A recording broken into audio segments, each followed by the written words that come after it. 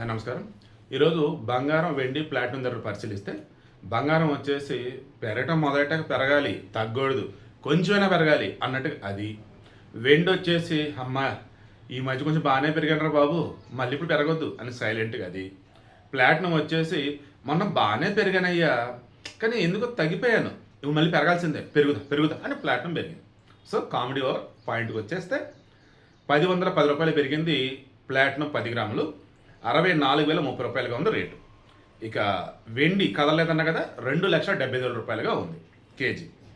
ఇక 24 carat gold 220 రూపాయలు పెరిగి 1,55,570 రూపాయలుగా ఉంది. నెక్స్ట్ 22 క్యారెట్ గోల్డ్ 200 రూపాయలు పెరిగింది 10 గ్రాములకి 1,42,600 రూపాయలుగా ఉంది.